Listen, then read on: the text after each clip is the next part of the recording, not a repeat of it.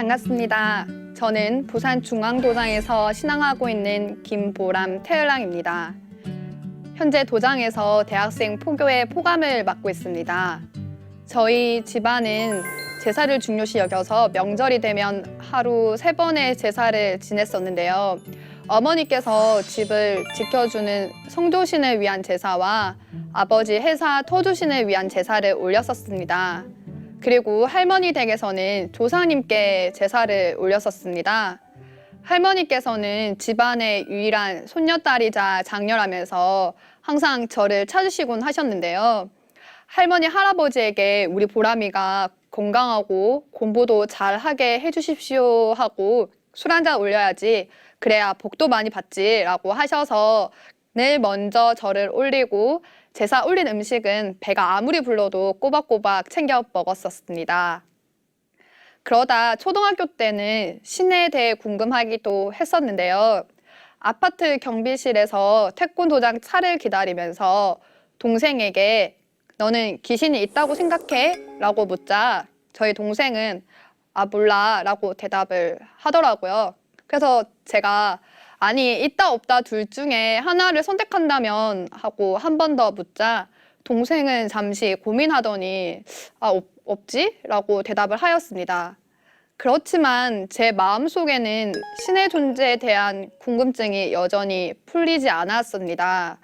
그렇게 시간이 흘러서 제가 고등학교 1학년이 되었는데요. 당시 시험 기간이었었는데 그 친구들과 함께 저녁을 먹고 소화도 좀 시킬 겸 독서실 근처에 있는 시청으로 산책을 갔었습니다.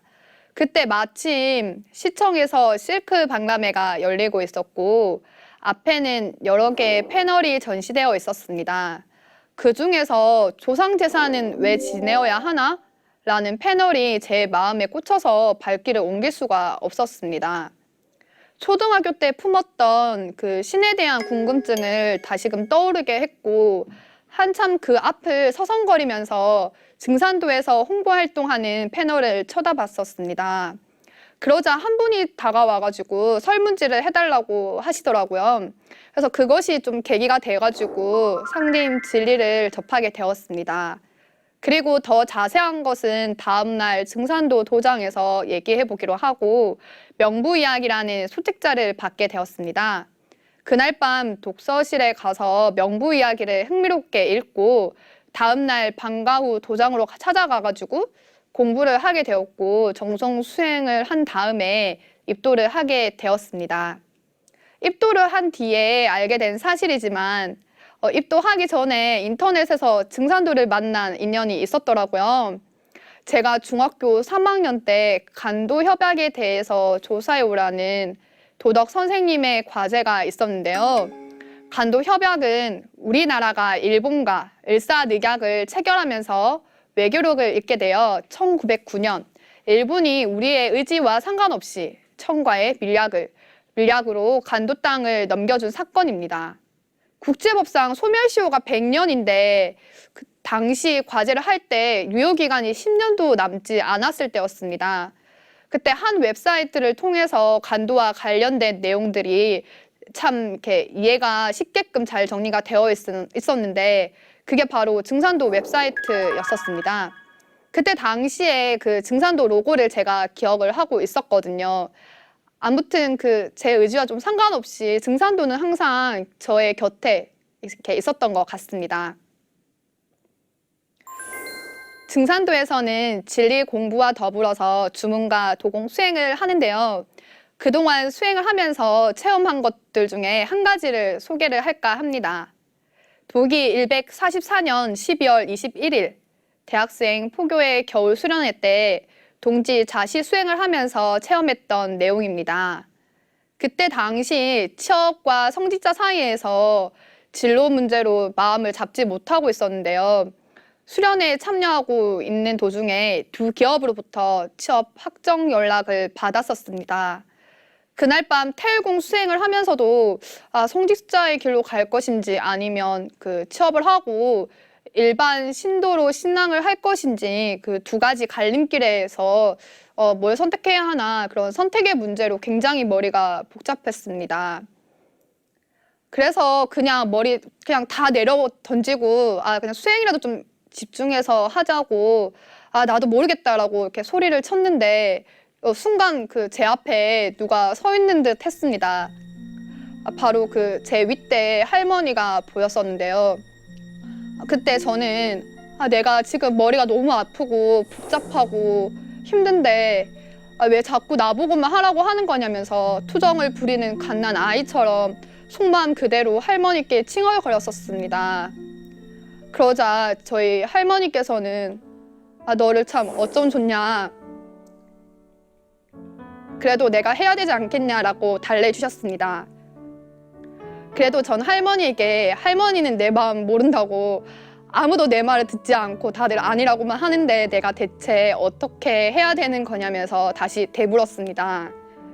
저는 그때 당시에 직장을 다니면서 신앙을 할 것인지 아니면 상린 일만 하는 성직자의 길로 갈 것인지에 대한 그 명확한 답을 얻지 못해서 아주 괴로운 마음으로 할머니에게 이렇게 좀 투정을 부렸던 것 같습니다.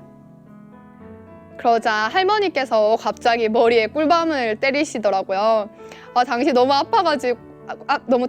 아파가지고 아프다고 막 그만하라고 그때 막 소리를 쳤었는데 할머니께서는 전혀 개의치 않으시고 더 세게 때리셨습니다.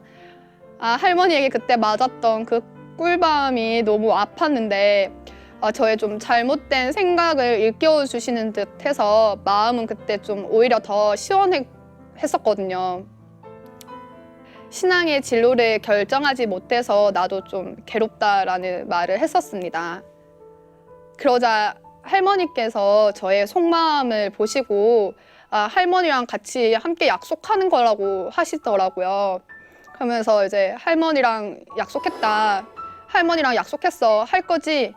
너 잘 할 거지? 라고 계속 학답을 받으실 때까지 몇 번이고 되물으셨고 저는 계속 알겠어요. 할게요라는 그런 대답을 반복했었습니다. 지금 생각해보면 할머니께서는 취업을 해서 신앙을 하는 것보다 성직자의 길로 가는 것을 원하셨고 혹여나 제가 후회하는 선택을 할까봐 노심초사 걱정하고 계셨던 것 같습니다. 그렇게 할머니의 도움으로 성직자의 길을 선택하게 되었고 지금은 후회 없는 길을 가고 있습니다.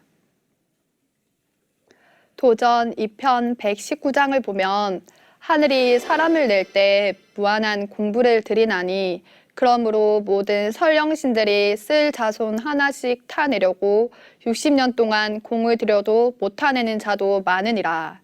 이렇듯 어렵게 받아난 몸으로 꿈결같이 쉬운 일생을 어찌 헛되이 보낼 수 있으랴. 너희는 설령신의 음덕을 중히 여기라. 설령신이 정성 들여 쓸 자손 하나 잘 타내면 좋아서 춤을 추느니라 라고 하십니다. 지금도 천상에서 제가 올바른 신앙의 길로 갈 수 있도록 묵묵히 저를 지켜주시고 도와주시는 조상님께 늘 감사하게 생각하고 있고 보은하고 싶습니다. 조상님이 기뻐서 천상에서 춤을 추실 수 있도록 정성을 다해서 신앙을 해야겠다라는 생각이 듭니다. 144년 동지 대학생 포교회 수련회 때 저의 윗대 할머니를 만나 뵀던 그날 남상현 포정님에게서 연락이 왔습니다. 상림 신앙은 수행과 체험도 중요하지만 입법이 늘 바탕에 깔려야 한다고 하시면서 때마침 그날 새로 나온 증산도 진리책 개정판을 읽어보라고 조언을 해주셨습니다. 저는 그 말씀을 이제 듣자마자 정말 간절하게 진리책을 단숨에 읽었는데 그때 읽었던 그 진리책의 감동은 지금도 잊혀지지 않습니다. 신앙을 하면서 가장 기억에 남는 도훈 한 가지를 말씀드린다면 태상 종도사님의 말씀이 떠오릅니다. 사람은 가치관에 살다 가치관에 죽는다. 진리에 살다 진리에 죽는 것이다. 이 말씀이 가장 기억에 남습니다.